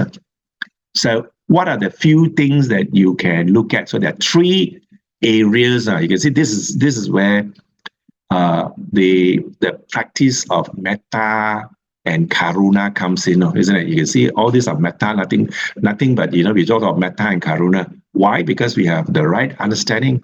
All beings are subject to this Four Noble Truth. So I am also a living being, so I'm also subject to this Four Noble Truth. So why should I hurt another being? By having that thought itself is a pure thought. They are just like me. They're also going through stage of suffering. So when you can appreciate in that level, then you can see, your action and your thought will be purified by the right view. Yeah, so I start with number 2 first, non-ill will, that is, generate a lot of loving kindness, reduce hatred, ill will, or aversion. This is what is the Buddha referred as our bhava tanha, rejecting all these unpleasant things, and then you're actually going into that direction, rejecting things. And then non-cruelty is that, why should we be cruel when any being, just like us, will experience the Four Noble Truth? Why not we become more compassionate to living beings? Don't harm them. If we can, make them peaceful. Yeah, small acts of compassion, helping a drowning ant also can. Big items, a cat or a dog or whatever, even homeless people, the compassionate. Don't worry about, what it's going to do with your money or the food or whatever. I think there's overthinking. So when you overthink, your compassion is overtaken by defilements. So think positive, always think positive, So the word, Pali word, you can pick it up yourself. Avihimsa, Vyapada, and Nikkama is always a very popular word. That is, try to reduce our dependence on sensual pleasure for happiness. Reduce as we go. I mean, you can enjoy whatever that is given to you, but you don't have to be fully dependent on it to gain your happiness. Don't have was all right, have was all right. Yeah. So the attitude of giving those things away is what is meant by nikkama, renunciation. Renunciation doesn't mean that you need to be a monk. So we talk about renunciation a layman way. Simply means reduce the desire for sensual pleasure for happiness. Yeah. So that is the meaning for right understanding. So once we have the right view, right understanding, then the thinking process will then affect our body behavior. So we'll start off with the verbal behaviors. So you interact with people through words.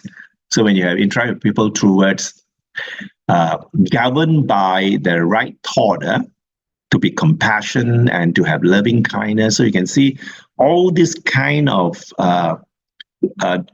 the unpleasant verbal words will be completely replaced by pleasant words. You try not to lie. All this wrong speech of lying, slandering, harsh word, and idle talk, all will be then, this kind of thing, we know that it leads to cheating, dishonesty, disunity, disharmony, So the time that you have interacting with other people, supported by the right view and the right thought, you'll be very mindful that, you be uttering all the right words, so you build trust, friendliness, benevolent talk, light talk, meaningful talk. So you won't spend time uttering things that is not true, not sweet, So it will somewhat influence your verbal actions too, with the right thought. And then definitely when it comes to the bodily action, all right, so it will gradually move towards the keeping of our precepts intact, not harming others, not stealing, and sexual misconduct are all the elements that will be which can be overcome by keeping the precept well. So right action deals with all this abstinence, and then when when we are doing this, we also have actions that will protect human rights, human right of living in peace, and the right of having properties, that we don't go and steal people's things, take people's land, and then those who are underprivileged, will be supported well by us. Okay, then the livelihood. So we all got to work to get a living. So again, you don't find suttas that talk about this. This again coming from later writings, putting down in terms of what are the livelihood that you can do. So talk about arms, humans, breeding of animals for slaughter, selling intoxicant drinks, selling poisons or chemical. So these are the things which has been listed down as a set of livelihood that a Buddhist try best not to be involved with. We know that all this livelihood has a direct impact to another being, another living being. So try not to be in it. Even though we say like this, there are also other professions where if we are not honest, like you becoming a lawyer, for example, that is not right. That act is not right, but you still defend it. Those are issues that we can look at and consider.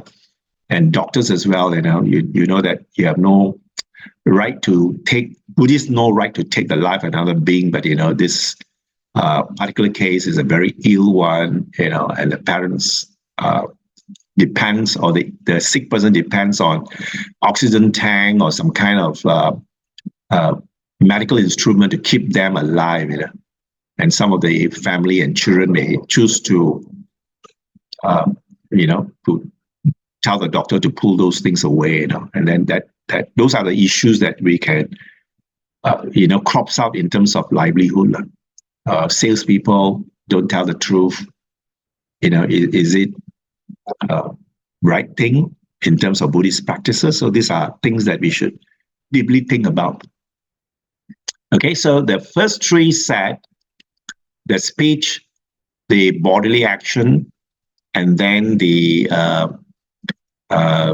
livelihood forms what we say the sila perfection, the ethical perfection of a Buddhist way of living the Noble Eightfold Path. That is the essence of it. And then come to the next set, that is right effort. As I say, right effort is something that is required throughout all the practices, not only appearing when we talk about mindfulness. Even for example, upkeeping ethical conduct, we also need to have effort. We need to put effort. So what are the 4 standard things we talk about in right effort? That is, how are we going to increase our wholesome act and then decrease our unwholesome act, reduce it or increase it. So generally, we say these are the 4 things we can do. For unskillful act, we can prevent effort to prevent the reason. So if an unskillful thought has a reason, anger has a reason, you try to prevent it from exploding into a big scale, and slowly bring it down. If it's not a reason yet, you try to overcome, abandon it.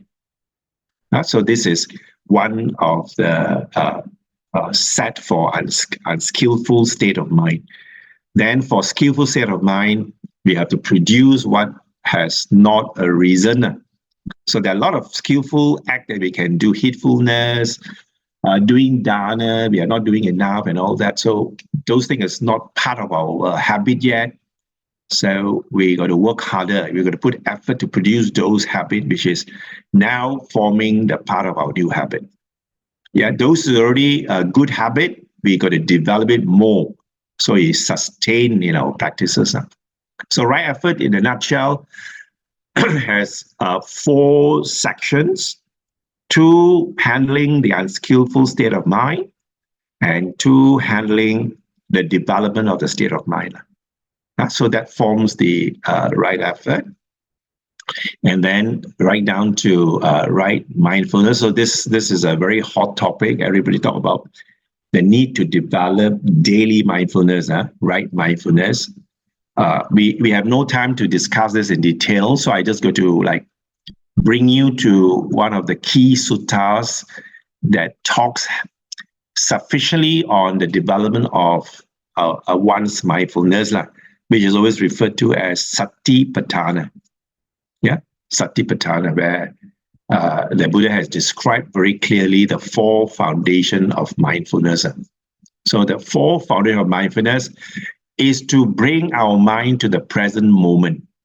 When you can bring the mind to our present moment, the mind is not wasting time thinking. When you think, that's where problems starts to arise. A thinking mind, an unwholesome thinking mind, generates a lot of unpleasant state.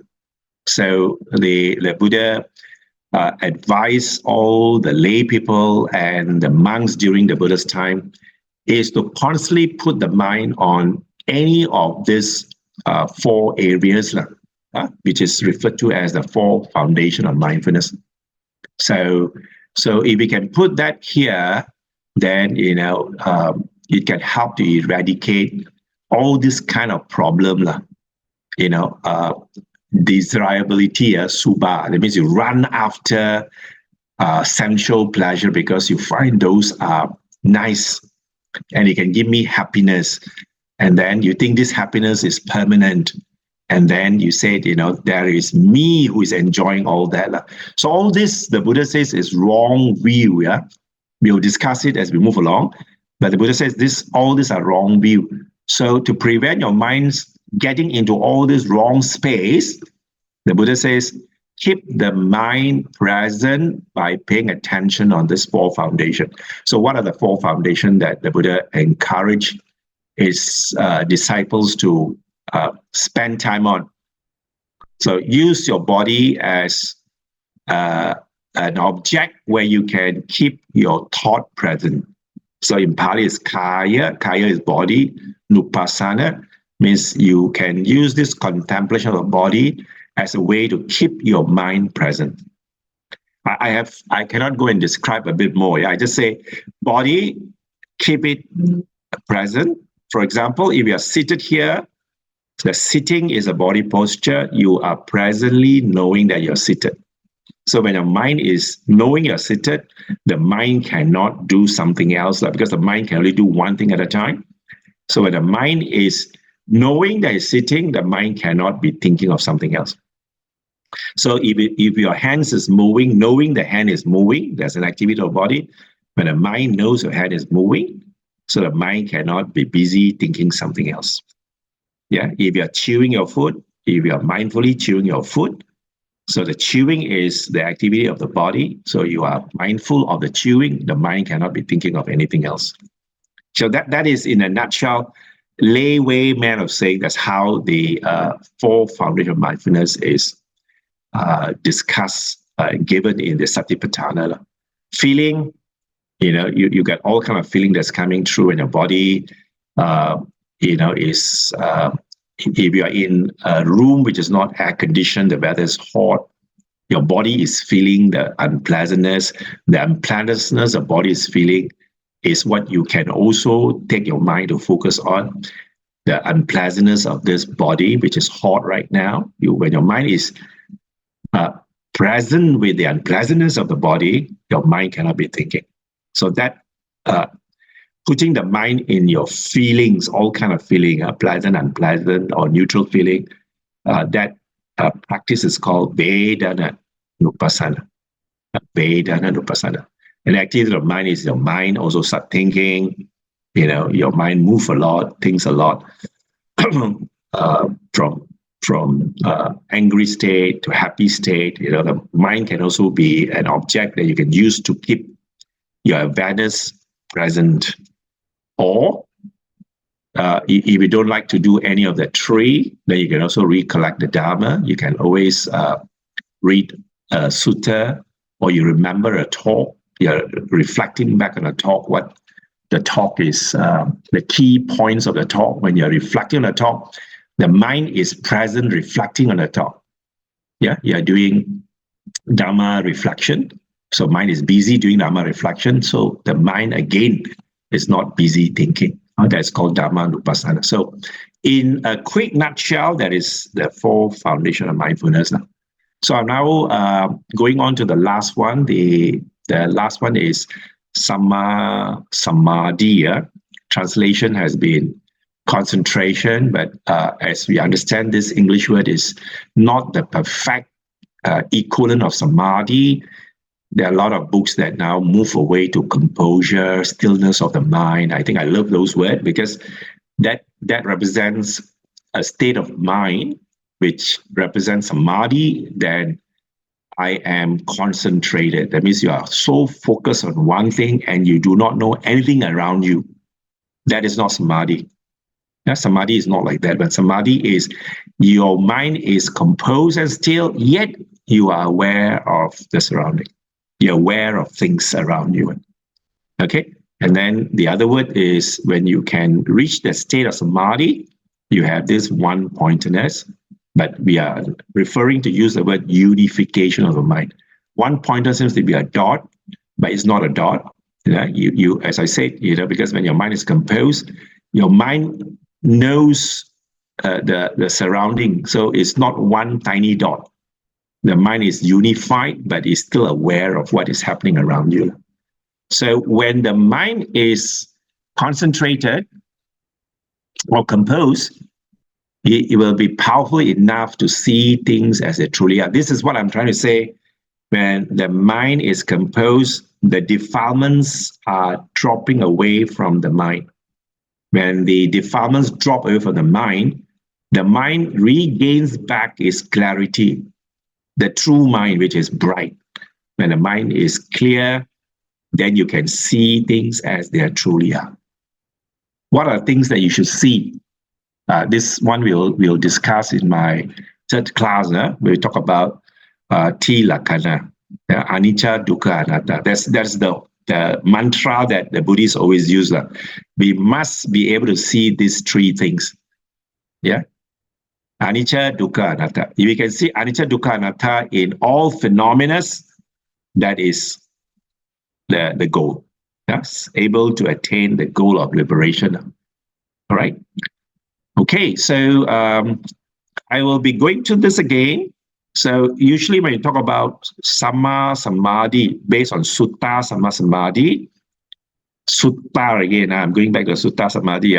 So it always goes back to the attainment of the state of mind, which is so still, it has 4 levels of stillness.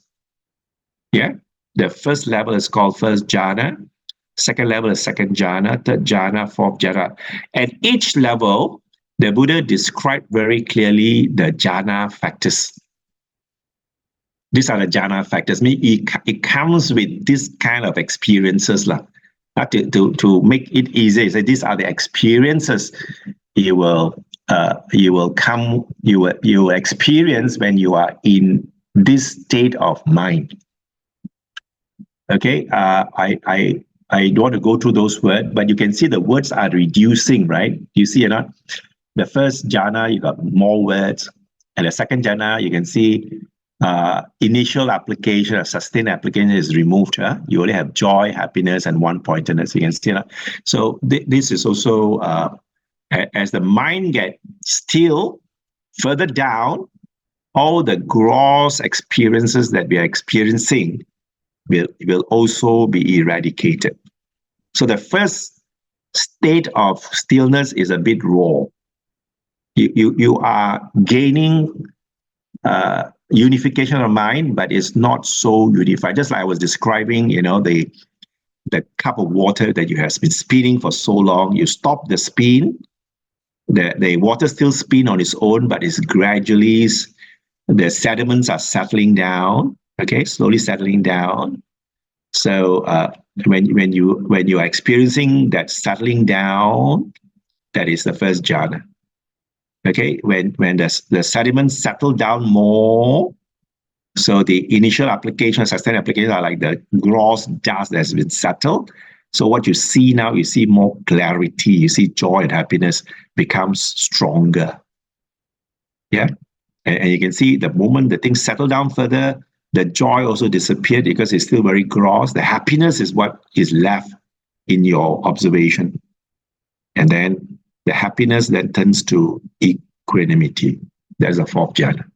Equanimity simply means is a very balanced state of mind, is no longer influenced by like and dislike. The bhava tanha, vibhava tanha, slowly breaks away into a state of you don't have this desire to choose. It's still and it's pleasant, and you are blissful sitting down there. Okay, so in a nutshell, that's how it looks like. So I just want to go down to Dhammapada 153 when the Buddha reflect this thing after enlightenment, which is found in Dhammapada 153, the Pali utterance and the English translation. I think in some of your Dhamma talks, people also uses this thing to say, I have seen the house builder. Yeah, the house builder. I've seen the house builder. And then I've broken the rough. Rafters of means the thing that forms the house. All these are, you can see finally it comes down to here. You can see the last few words is exactly what the simile I talk about. The cup of water which is smeared with mud and is slowly spinning. So as the things slowly settle down, ignorance is slowly dispelled. Yeah, clarity becomes, so you can see what is down there. There's actually nothing there. There's nothing there. The being that you think exists is actually nobody there. So the feeling of seeing that nobody there, that is the destruction of ignorance. Moment you think you exist, that is ignorance. The atta, the self, So the moment you see this thing is destroyed, that it becomes the unconditioned. Unconditioned simply means the one who has become unconditioned is one who has destructed craving, the three cravings, kama, bhava, vibhava. All right.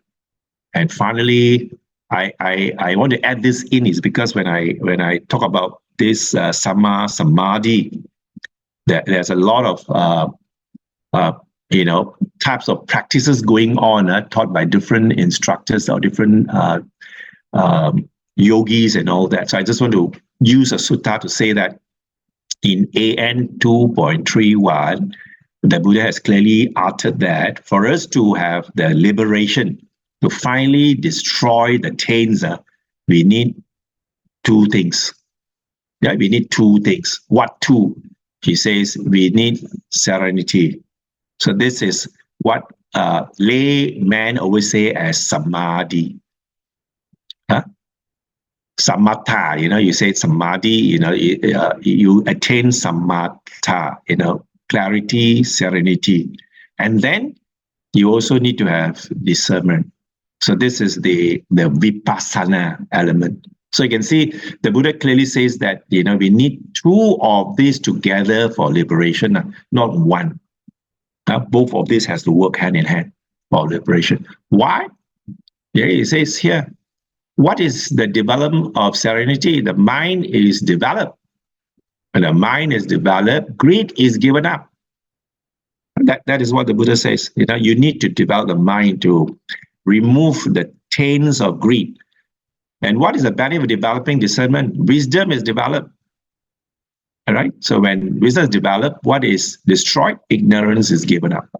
So the mind need to be developed in both aspects. So one who has developed a lot on serenity is good to find a teacher that can teach them how to develop the wisdom aspect, the vipassana aspect.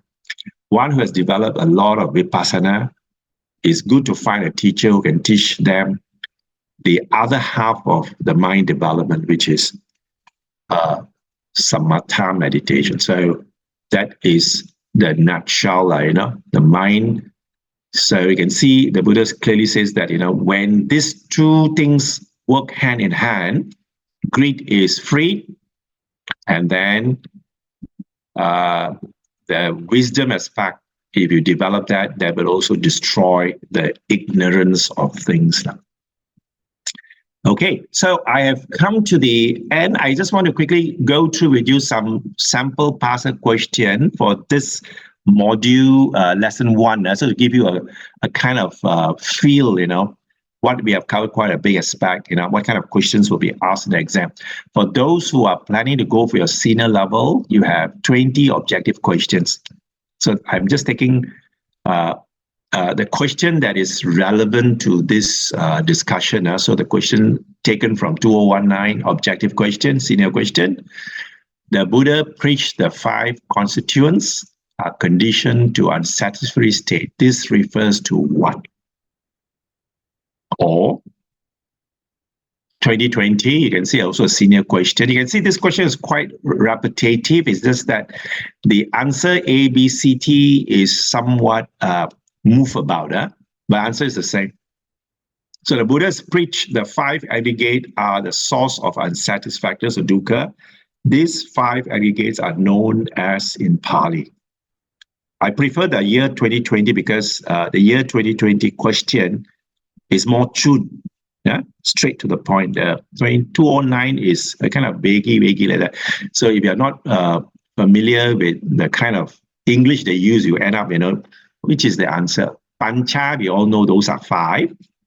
So you got Pancha Kanda, Pancha Bala, Pancha Viriya, Pancha Nivarana. We will definitely come across all these Pancha words in our subsequent classes.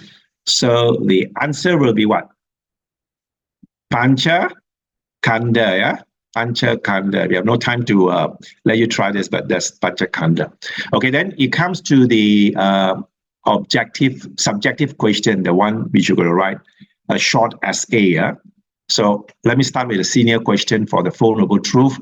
So you can say, explain in detail the Four Noble Truth as taught by the Buddha and show how realization of this truth will lead us to the attainment of Nibbana. I think you can write quite a lot from the Four Noble Truth is exactly at my summary. This is the Four Noble Truth, and then the realization you got to link it. Why understanding Four Noble Truth will lead you to liberation, because there is the path, the Noble Eightfold Way. The Noble Eighth Way, you walk it, you sure attain Nibbana. Then the senior year, last year came out question again, what are the Four Noble Truth? Which is very straightforward. And what is another name for the Fourth Noble Truth?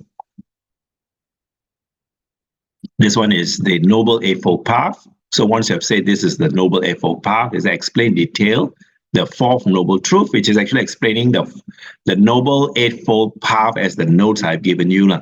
You write short notes on those areas will be enough to cover that question.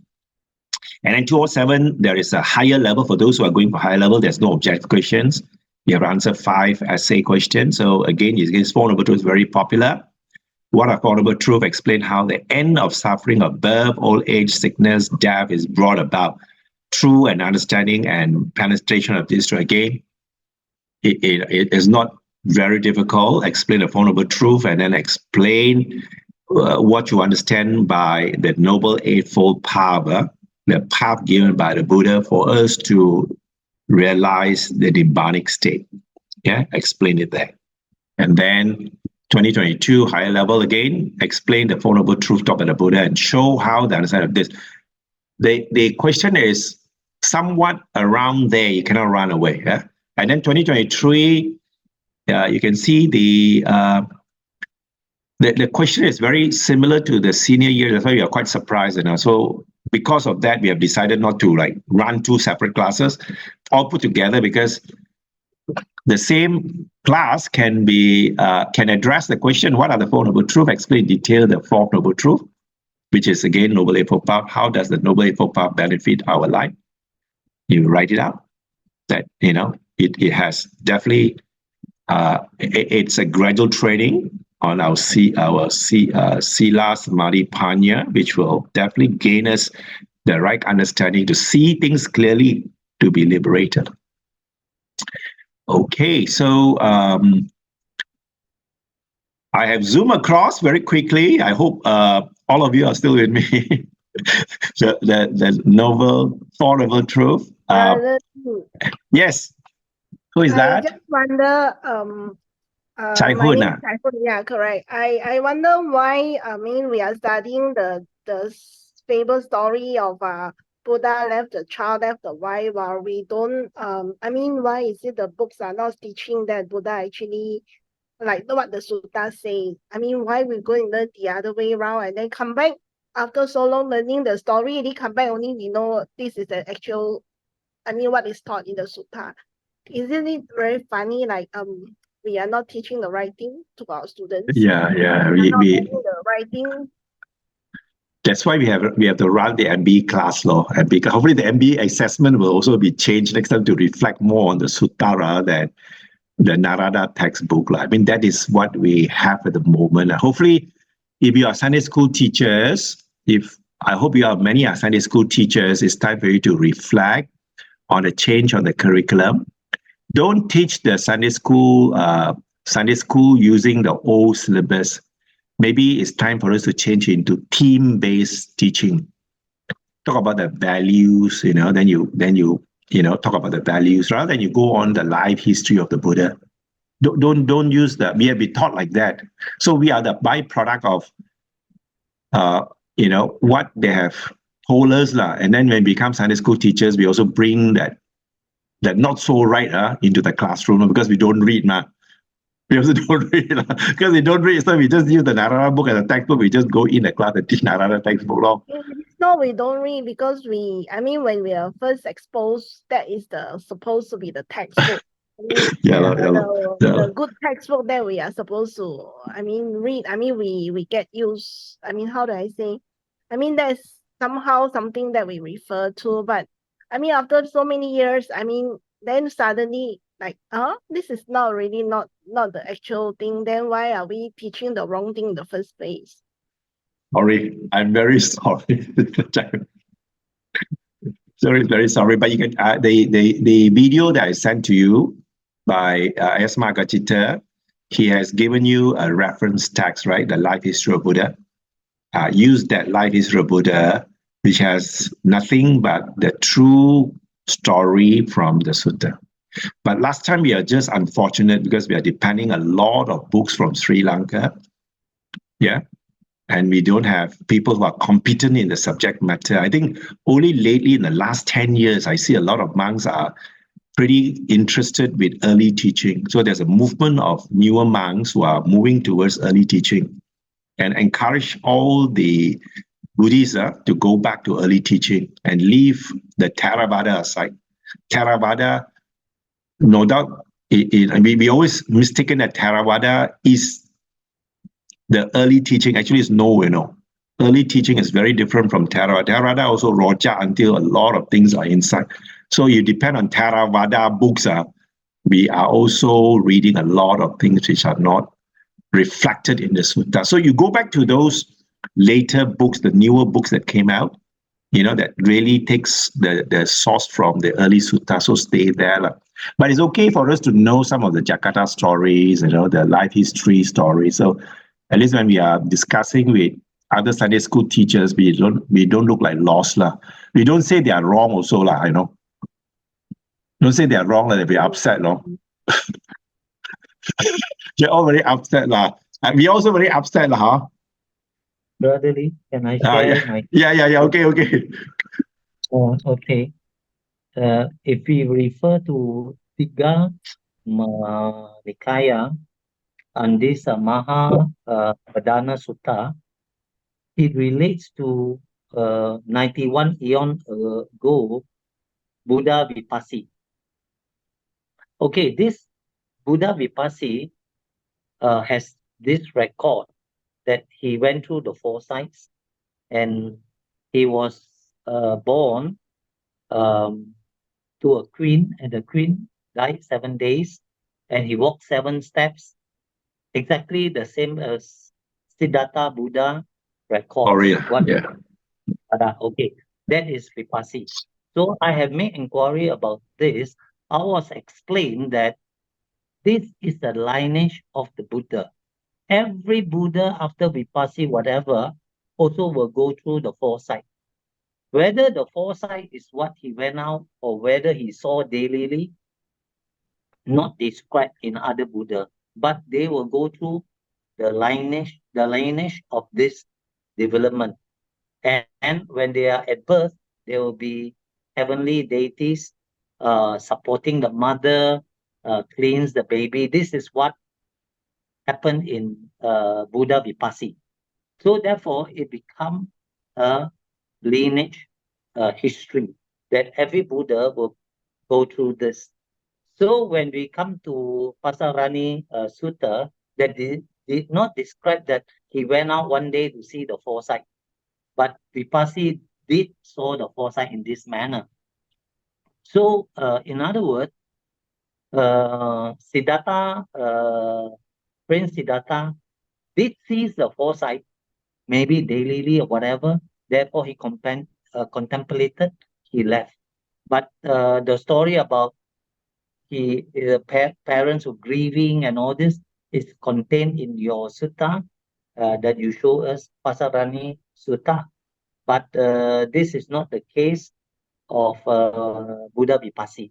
If you refer to Mahapadana Sutta 14, it will give you the record of Vipassi, Buddha Vipassi.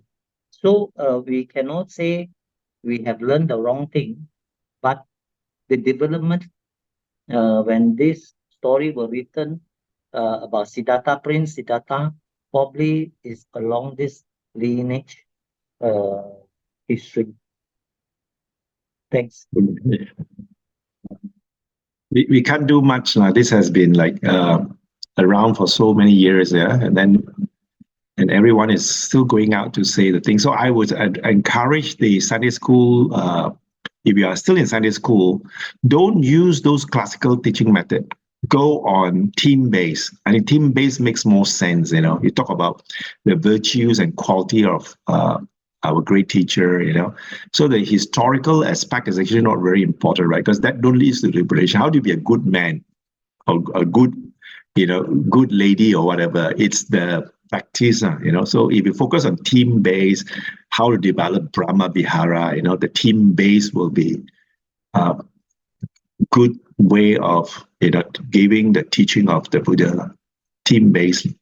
I hope, but actually, I think within the society, you all can, if you are in a position to make changes, then, try to move to team-based and drop away all the classical story, and then the young minds are also given the wrong information when they grow up. They'll be just like us questioning, how come when my study school the teachers say like that, now I'm seeing it is all not like that one, so okay so any other question before we end the session today? Brother Lee, I actually Yes. have a question about the recollection of Dharma that you put in the 4 foundations of mindfulness. Yes. So when I read the Satipatthana Sutta, I actually it actually says, it doesn't say recollection of the Dharma. It actually says that we must know when, like, we have the 5 hindrances when it's arise and not present. awareness of the 5 aggregates of clinging, awareness of the 6 internal and external sense bases, and then the knowing of the 7 factors of enlightenment, and knowing the 4 noble truths. So to me, it doesn't seem like it's a recollection. It's like it's at present that you know it, and then when it appears and it disappears. Okay. So that is what is written in the Satipatthana lah. But when you are not doing any form of serious meditation, this is usually given when you are doing that serious form of meditation. Let's say you are doing your daily chore, cooking or whatever.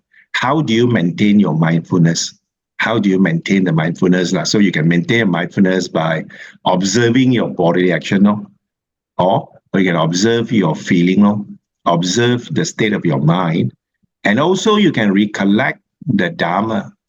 You also can recollect the Dharma. Don't underestimate recalling Dharma, because you don't have to be using the Dharma when you are experiencing things, So what the Satipatthana mentioned is that when you are doing that, you take a moment to see whether 5 hindrances is present in your mind. Means you see whether ill will is there. You can use that.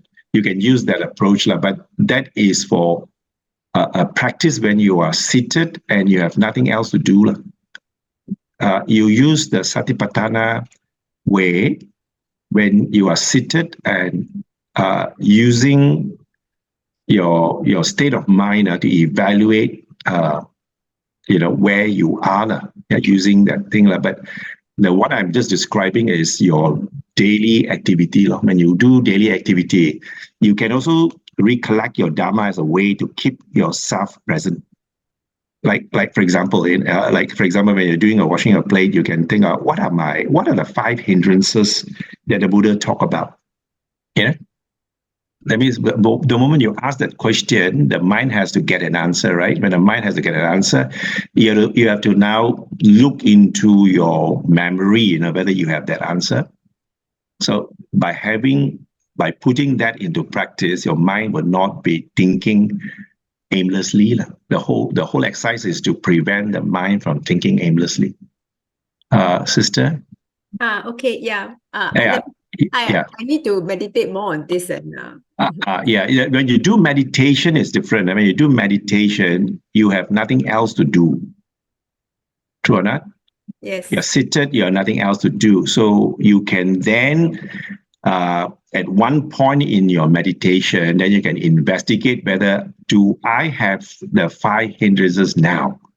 That is how you apply it. Using what the Buddha, what is described in the Satipatthana. So do I have ill will? Do I have that? Do I have this? So if you investigate that you do not have the 5 hindrances, you should be rejoiceful. The whole idea is to make the mind happy. If you look at the jhana factors, is nothing but to generate a mind in a happy state. Piti sukha, for example, you're just going to generate the mind in a happy state. So how do you generate a mind to a happy state? You can use your Dharma. 5 hindrances. Do I have this right now with me? I do not have these 5 hindrances right now with me. I should rejoice. You keep on telling yourself that this is a very great accomplishment and I should be happy. So you induce happiness that way. Okay, I got it, Brother Lee. Thank you. Plus the other methods it is described there, right? You can use any one of that to induce happiness. It's a good method to calm the mind down when it's running all over the place. Don't use Dharma to calm down your mind, because that is not the tool. The calm down the mind. I think the questioning will you'll make your mind start to focus on something instead of daydreaming or running around. Yeah. You try to be present and now rather than letting the mind running all over the place. That is the sati we are talking about. Samasati. Okay, if there is no question, we will end the session, and I'll meet you again next Saturday, and we're going to do what do you call it's a heavier topic. Yeah, it's a heavier topic on dependent origination. I'll send you the Pali word first, so you get used to those Pali words. Now, Vija, Pachaya, Sankara, Sankara, Pachaya, that one, because that is how the Buddha, say the dependent origination using Pali word. So we get used with the Pali word. Okay, so with that, thank you very much.